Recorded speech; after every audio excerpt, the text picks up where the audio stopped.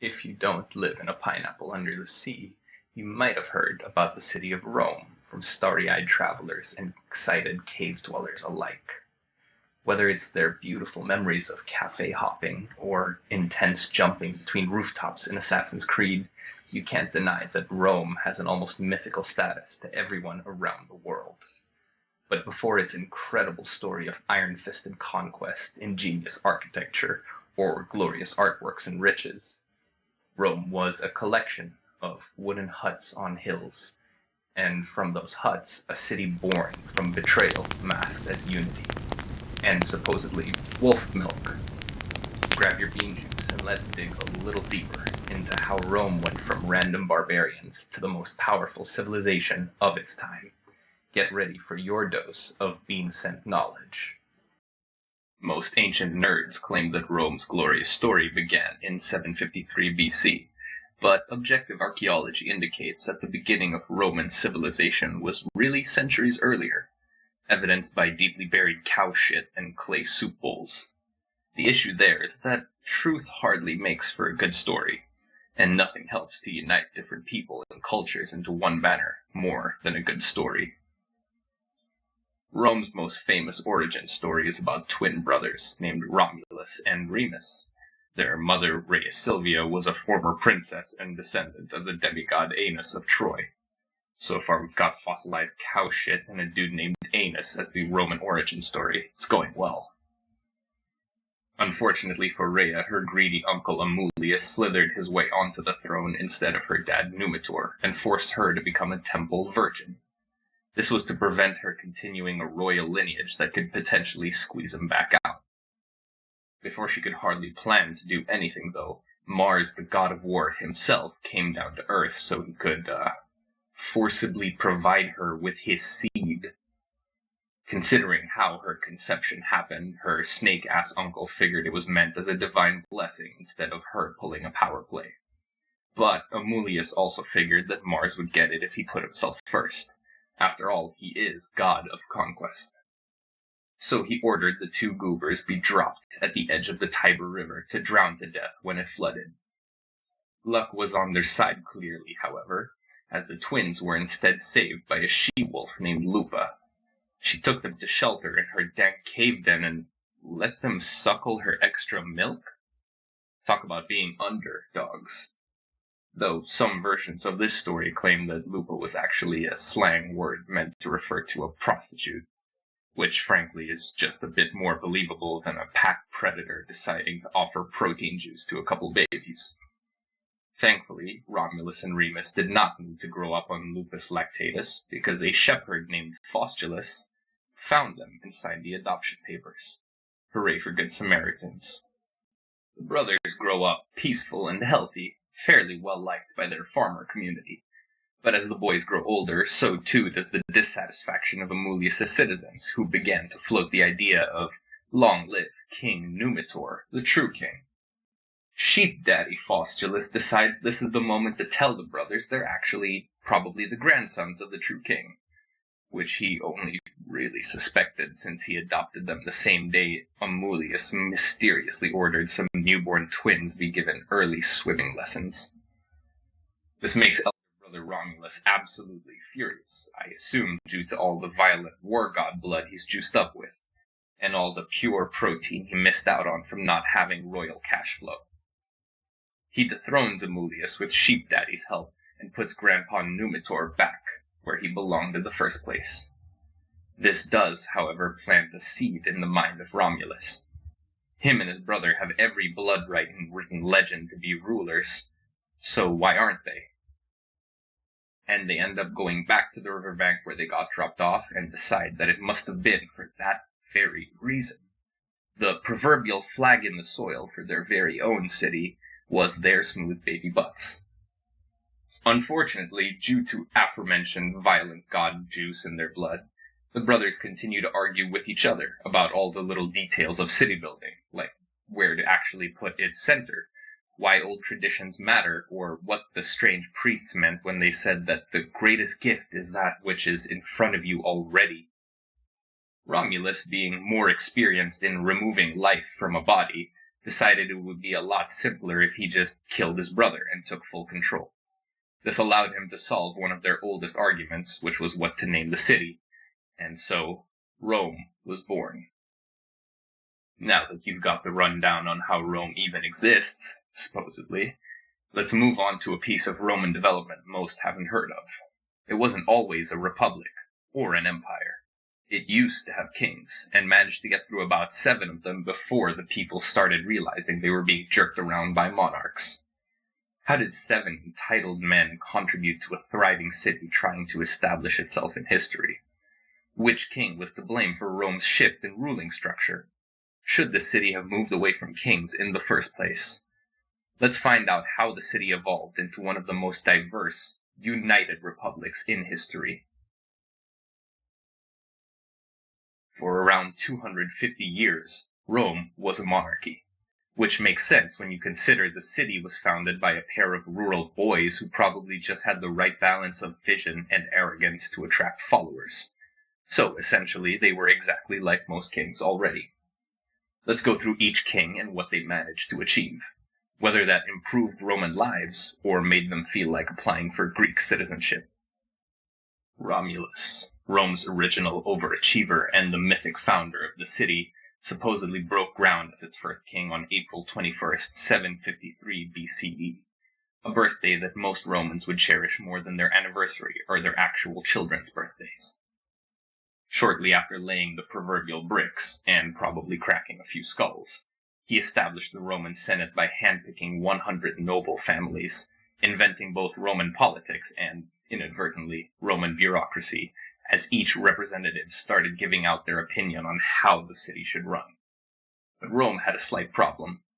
All of Romulus's violent approaches meant he attracted way too many men.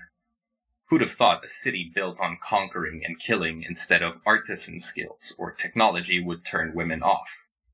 So Romulus solved it the way any male, self-respecting ancient warlord might. He threw a party, inviting the neighboring Sabine people, and then abducting their women. This notorious stunt, dubbed the Rape of the Sabine Women, eventually resulted in actual peace and political merger, as the women realized they had to make the best of a shit situation or their fathers and new husbands would all die.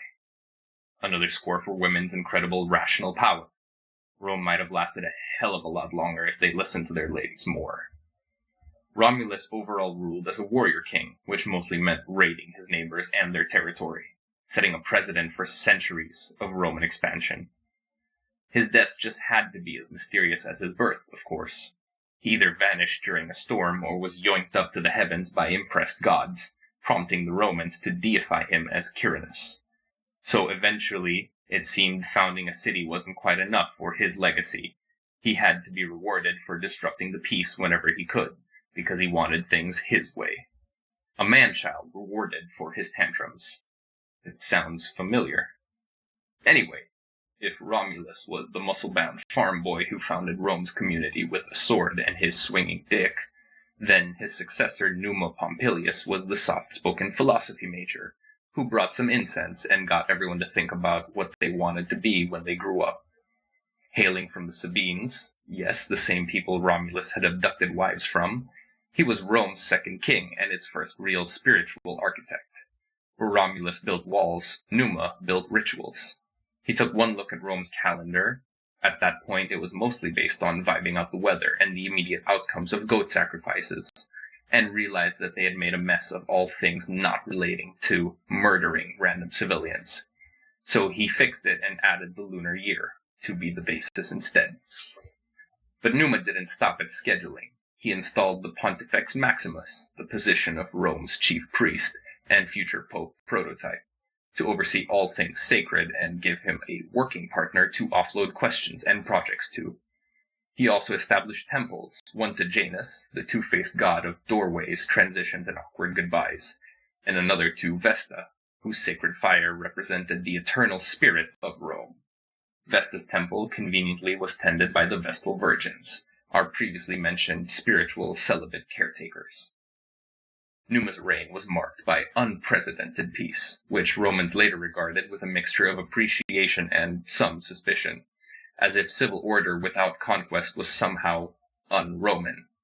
But thanks to Numa, religion was no longer an afterthought or a battlefield prop before slaughtering some plebeians. It became the glue, binding Roman politics, identity, and the occasional goat together in sacred unity. In the end, Numa was less about swords and more about creating a culture, proving that not all legendary kings needed to end their careers as constellations or new gods. Some just had to give Rome a soul. If Numa Pompilius was the enlightened guru who gave Roman people a mindset of self-growth, then Tullius Hostilius, Rome's third king, was a roid-raging freak who needed to see some crazy metal headbanging. Tullius made it his mission to reverse all that peace and piety nonsense in an effort to return Rome to a full-time military machine. His reign was less about omens and more about reducing the amount of men, starting with a particularly theatrical war against Alba Longa, the ancestral home of Romulus himself and the kingdom of old Numitor. Rather than waste good Roman blood on a prolonged campaign, Tullius decided to settle things with a reality show twist. A 3-on-3 gladiator duel between the Roman Horatii and the Alban Curiatii. Spoiler, Rome wins. Brutally. But Tullius wasn't content with just humiliating Alba Longa. He demolished the city, razing it and absorbing its people into Rome like a video game slime. His imperialist approach helped transform Rome from a hilltop kingdom into a burgeoning regional power, and he cemented this growth with architecture. The Curia Hostilia, Rome's first permanent senate house, where grown men could shout at each other indoors for the next several centuries. Now, Tullius wasn't entirely oblivious to religion, he just treated it like a side chick. According to legend, when a plague hit Rome, he half-heartedly tried to revive Numa's sacred rites. Unfortunately, the vast quantities of gear in his brain, meaning Roman military equipment, of course, made him bungle the ritual so badly that Jupiter personally struck him down with a lightning bolt out of sheer outrage. Whether literal or metaphorical, his electrifying demise was a warning. Even in Rome, warriors have masters to guide their paths. After the uncommitted back and forth of violence and religion from Rome's initial kings, Ancus Marcius, the fourth king and grandson of Numa Pompilius, decided that the two would be much more powerful if combined. A holy priest with a sword, Ancus blended the piety of his grandfather with just enough aggression to keep Rome's neighbors nervously eyeing their borders. He believed you could wage war and honor the gods, in any order, as long as you played no favorites.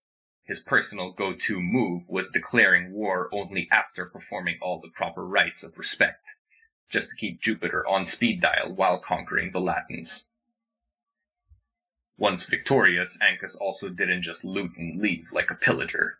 He resettled the defeated peoples inside Rome, quietly doubling the city's population and teaching early Roman citizens that empire building and urban planning go hand in hand. This also meant that he strongly nurtured Rome's diverse cultural environment, which would go on to provide the innovation that kept them a continental superpower for centuries. Ancus also realized that trade was just another form of conquest, but with less corpses and more amphorae. To that end, he founded Ostia, Rome's first port city at the mouth of the Tiber River. This was not a quaint fishing village or seaport, it was a gateway to the Mediterranean Sea, securing Rome's access to sea trade, imported luxuries, and most importantly, salt. Back then, salt was more than seasoning or a joke. It was food preservation, and a stable food supply meant wealth and power. So Ancus made sure that Rome sat right on top of it by securing the Via Salaria, the vital salt road. This would allow his people to collect salt unimpeded, only growing Rome's economic stability. To tie all these assets together, almost literally, he built Rome's first bridge, the Pons Sublicius. This wooden monument was a major flex to all other civilizations, as it spanned the entire Tiber and symbolized Rome's move from regional warmonger to logistical powerhouse. In the end, Ancus was the kind of ruler who could bless your newborn and conquer your town in the same week, and in the next week you'd find your town with new houses and bigger markets. This puts him in the position of Rome's first, inarguably, net positive king. By the time Lucius Tarquinius Priscus, Rome's fifth king, rode onto the scene, the city had outgrown its entire hill fort phase and was ready for some full-blown civic ambition. Priscus was the first Etruscan king of Rome, a detail that would later haunt his dynasty, but at the time it simply meant the Romans were now importing their monarchs like fine pottery. The Etruscans, hailing from northern Italy, were known for their engineering, divination, and oddly toothy smiles in funeral art. Priscus embodied their flair, cultured, cunning, and, most importantly, really interested in infrastructure. Once in power, after a bit of strategic campaigning and public charm, Priscus wasted no time expanding the Senate and currying favor with the aristocracy, because nothing says stable regime like flattering the wealthiest men in dresses. But his real legacy lay in the dirt, quite literally. He launched some of the most ambitious public works that Rome had ever seen. He began construction of the Cloaca Maxima. Yes, cloaca as in chicken pussy. A monumental sewer system that drained the marshy valleys between the hills, making central Rome habitable and slightly less fragrant. He also kicked off the Circus Maximus, a massive racetrack for chariot racing and large-scale public spectacles, such as watching two men beat each other to death with sticks or sharp sticks. Essentially the Roman equivalent of building a combination Super Bowl stadium and overall Colosseum. And towering above it all, he began work on the Temple of Jupiter, Optimus Maximus, on the Capitoline Hill, which would go on to become the most important religious site in Rome for centuries, dedicated to their chief deity. Not content to merely build, Priscus also doubled the size of the Roman army, further militarizing Rome while still managing to look like he was just adding insurance policies. But his rise alarmed the old Roman elite, especially the sons of Ancus Marcius, the previous king, who, in an act as old as any Roman culture, assassinated Priscus in a classic revenge plot. Still, Priscus left his mark. He made Rome look, feel, and smell more like a proper capital. His reign proved that foreign influence wasn't just tolerated, it's what laid the foundations of Rome's actual current state. Of course, it also set the stage for centuries of Roman suspicion towards outsiders. In this next chapter of the soap opera that is Rome's monarchical history, Servius Tullius is the dark horse character who clawed his way from obscurity to the throne, only to be brutally murdered by his own daughter in the season finale. Sounds like Littlefinger from Game of Thrones. Said to have been born a slave, possibly of Latin or Etruscan stock, so much for mistrusting outsiders, Servius didn't inherit the crown just like his predecessor. He earned it, rising through his brains, charisma, and politically convenient marriage into the royal family. Think less chosen by the gods and more married into upper management. Once he was king, Servius wasted no time in redefining Rome's power structure, because nothing says underdog who made his way up like rewriting the rules of the game. His most enduring reform was the Servian constitution, a system that divided Roman citizens into classes based on their wealth or military capability, not noble birth. This wasn't necessarily a democracy suddenly, but it was a shift in how people lived their lives. The rich were still in charge, but now you could technically earn your way into power, as long as you could afford armor or not die until you could. He also established the Comitia Centuriata, a new voting body, organized by these wealthy classes that gave more structured civic power into Rome's growing population, which still allowed the elite to do most of the steering. On the urban front, Servius built the Servian Wall, Rome's first proper defensive boundary, which wrapped around all 7 hills of the city and gave the city a nice feeling of security and snugness. But perhaps his most radical move was expanding voting rights to the plebeians, an idealistic gesture that made him a hero to the masses and a thorn in the patricians' collective backside. Unfortunately, political progress in Rome often came with a body count. Enter Tullia, Servius's ambitious daughter, and her husband Tarquinius Superbus, who decided that Dad was taking too much of his time trying to enhance the lives of the common people. Together they orchestrated his assassination. Tullia reportedly even drove her chariot over his corpse, because Romans never miss an opportunity for poetic horror. Servius Tullius may have died under the wheels of familial betrayal, but his reforms would echo through Roman political life for centuries. He proved that his origin would not define his destiny in Rome, but it made the aristocracy very, very nervous. If Rome had a final boss who brought its monarchic saga to a tragic fall, it was Lucius Tarquinius Superbus, better known, without a hint of irony, as Tarquinius the Proud.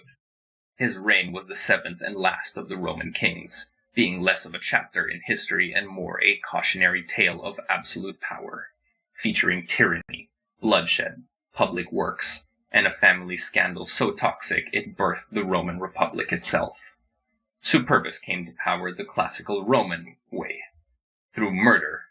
His father-in-law Servius's corpse was thrown down the Senate steps, and then he abolished many of Servius's reforms, especially any that gave commoners a voice and direction of power in forming the city. The Senate was also ignored, and any public consultation he considered overrated and worthless. Superbus ruled only by personal decree, backed by his bodyguards, his fear tactics, and a suspiciously high rate of accidents among his fellow politicians. The nobles might have grumbled under the weight of his oppressive fist, but they also liked keeping their heads attached to their shoulders. But even tyrants like to have a bit of civic legacy so that nerds in the future can argue in their favor. Superbus completed the Temple of Jupiter, the Optimus Maximus, Rome's holiest real estate, making it clear that while he may not have liked the gods very much, he knew they made for good PR. And honestly, after having demolished so many reforms of the previous king, he had to finish one of them. He also oversaw the construction of Rome's first stone-paved road, the early Via Sacra, which ran through the Roman Forum that became the ceremonial heart of the city. You could say he paved the way for future Roman emperors' victory parades, which is ironic considering how his own exit would go. That brings us to the Cataclysm, the final act where the monarchy met moral collapse and swore off of being connected to Rome whatsoever. His son, Sextus Tarquinius, committed one of Rome's most infamous crimes, the rape of Lucretia, a noblewoman renowned for her virtue, class, and splendor. Her subsequent suicide was a devastating act of protest which shocked the aristocracy into action. No longer willing to tolerate a dictator that treated Rome like cheap property and its citizens like playthings, a revolt broke out. Lucius Junius Brutus is a relative of the murdered Servius, and so has a connection to its terrible king. He led this revolt, and the people, with patricians and plebeians briefly united in moral outrage, expelled the Tarquin family in 509 BCE. Thus fell the Roman monarchy, not with a cold slap of chisel to marble as they changed their laws, but with an insane riot, warm corpses, and a king in exile. In its place rose the Roman Republic, a system that was designed, at least at first, to prevent any one man from seizing too much power again. And yet, Romans, having the violent culture that they do, would eventually bring that ideal back into play. But for now, Tarquinius Superbus remains the final proof that when kings become tyrants, even a stoic, arguing, bull-headed senate will start sharpening their knives. The origins of the Roman kingdom start with so many awful human traits right on display. It's a story of violence, greed, power, and betrayal, all wrapped up in the packaging of a glorious beginning to a new era for the world. And while Rome's values don't fit into today's world, it's also still an example of human potential, of humans' ability to accept those who behave differently from us, and learning to overcome adversity by paying attention to the success and efforts of others. If you'd like to see more videos on Rome, comment wolf milk down below. Otherwise, please let us know what piece of history you'd like discussed next. We'd love if you could give subscribe and like a couple taps to support the channel, and we'll catch you for your next cup of coffee.